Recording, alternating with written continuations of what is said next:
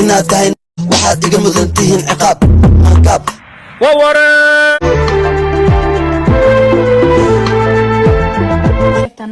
soo dhaweyn waan arki jirnay, dad caan ah isguursanaya waan arki jirnay, laakiin noocan camal weli ma dhicin. maasha allah, boqorada staylka looma kala harin, yaraan weynaan sidii sharafta loo soo dhaweeyey gawar walba way ka masirtay. war gawar walba oo caan ah maanta wallaahi kuwii hore iyo kuwii dambe way ka masireen. arooskeeda waa aragteen, soo dhaweyntii ayaaba kasii darneedba. yaa u malaynayay in boqorada staylka iyo haykal isku dambeyn doonaan. calafka waa cajiib, maasha allah. sida arkaysaan labadan qof si isku jecel yihiin, sida iskugu soo baxayaan. inta badan haddaa aragtay daawaday dadka caanka ah mar gabar shidan mar wiilka shidan, laakiin kuwan maasha allah way isku soo baxaan. qof walba mise gabar walba waxay jeceshahay meeshay ka guursanayso in dad fiican ay yihiin, dad wanaagsan ay yihiin. boqorada staylka way nasiib badan tahay. dad waxay heshay jecel, dad soo dhaweynayo waa aragteen. war iska dhaaf faamiliga haykale, dadkii ayaa u soo baxeenba. waxaa arkaysaa dadkii hagareynayaan oo dhawanka ka shuminayaan. waxaad u malaynaysaa madaxweyne dhan in la soo dhaweynayo. war xitaa dowladda ayaa ka qayb gashay. gabadhan soo dhaweynteedii iyo arooskeediiba social media wuu ka yaabiyey. waa arki jirteen dad badan oo caan ah isguursadeen. yaa waxaasaa ugu mashquuli jiray maasha allah aan dhaho.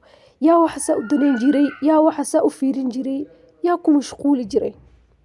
boqorada staylka way nasiib badan tahay. markii horeeto reer Hargeysa dadka waxay ka aaminsaneen dhinaca social media dad xirxiran oo Hargeysa markaas u tagto.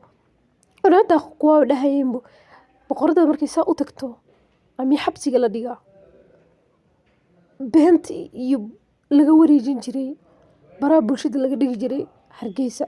laakiin videogan wuxuu xaqiijiyay dad wanaagsan inay yihiin, dad furfuran, dad jecel, dad soo dhaweyn jecel, dadka soo dhaweynayaan si sharaf ah. yani wallaahi aniga iska jeclaaday. markii hore social media been ayuu sheegaa, dadka been ayay faafiyaan. waa aragteen ay dhahayaan haddaad Hargeysa lugta lagu saaro adigoo xataa wax samaynin xabsiga ayaa la iska ka dhigaya. beenti away waa aragteen, yaraan iyo weynaan qof uma kala harin boqorada staylka. si loo soo dhaweeyey, si loo jecel yahay gabadhoodii. ruuxiiba ka jecel yihiin reer Muqdisho gees iska dhig. Hargeysa jecelka boqorada staylka u hayaan waxaa aaminsanahay hataa haddii madaxweynimo soo istaagto inay la qaadanayo. waa aragteen arooskeedii, dad ma kala harin maasha allah. fanaaniin waaweyn ayaa joogeen. markii horeeto fanaaniinka iyo youtuberada aroos imaanayaan hal mar isla imaanayaan weli lama arag. laakiin kan wuu ka dignaa, dadkii dhan ayaa isku imaadeen. war xataa culimo ayaa kasoo qayb gashay maasha allah. laga yaabaa gabadhan ani ma garanayo Said, laakiin dad wanaagsan inay ka dhalatay. gabadha markay xaafadooda joogtay iyo hooyada la joogtay, markay ka duceysato dadka asxaabta ay jeceshahay, ayna dadka u kala dad yasaan oo dadka yasin oo leedahay qalbi wanaagsan. ugu dambeyn waxay u dambeynaysaa, waxay helaysaa dad wanaagsan, dad jecel, dad soo dhaweynayo. hadda waa aragtiin gabadhan maasha allah, qof u kala haray ma laha. waxay heshay reer jecel, reer soo dhaweynayo, reer ixtiraamayo, reer ka dhigay inayba gabadhoodi tahayba. iska dhaaf faamiliga haykal sidaan igu sheegay, dowladda dadkii shacabka ayaa soo dhaweeyeen. ani markii horeeto waxaana u malaynayay videoga intaana gelin in madaxweyne la soo dhaweynayo.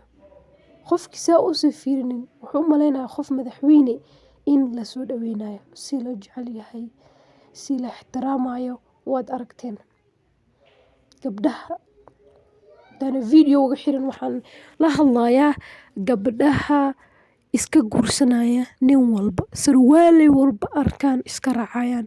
Gabdha qaar ayaa ku fududaanaya guurka, waxay leeyihiin ama nin waaya iyo guur walba ku dhadhacayaan, guur walba ku ordayaan.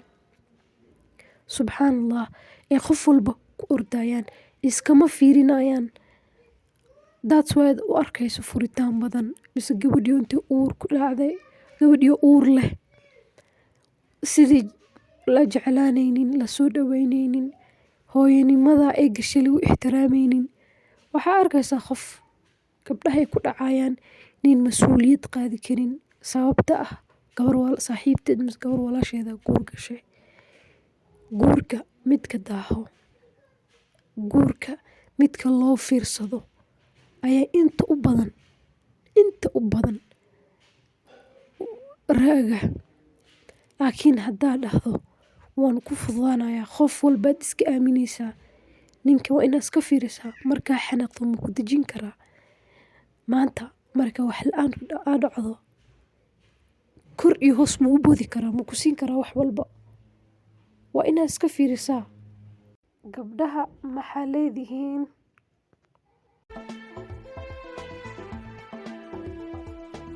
waxaa joognaa VAB-da waa kana saaxiibkayga Haykal waa u jeedin diyaaradaha meeshiyaa joognaa. Maariya waa soo degi rabtaa, laakiin waxaa rabaa inaa hal iyo laba meeshaan aan ka dhaho, wax indheyga i tuseen inaa meesha aan ka dhaho. Meeshaan waxaa ka dhacda Hargeyso soo dhaweyntii cimriga oo qarniga weligay arkin. wallaahi wax loo dhiga ma lahan. hal fariinaa rabaa Maariya inaa inta uga diro. Maariya wallaahi bilaahi tallaahi waxaa heshay bah ku jecel, yar iyo weyn waa lagu wada jecel yahay. Haykal كل هذا الحوية هذا بيقولي صح ما كويان أنت هي أكثر حكم معه كان حاليا بيقول أكثر شغل هاي أكثر قيمة وين ولا سوي لي هاي كان بكينه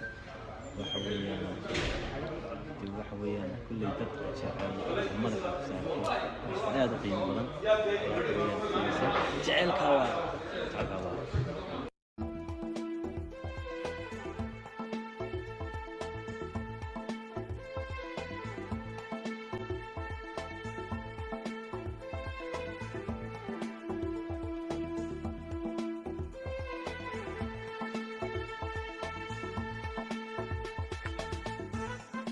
سوداء بقرة وفريس سوداء أنا كسر بينا ماشي لي ماريا سوداء عمرك قاطع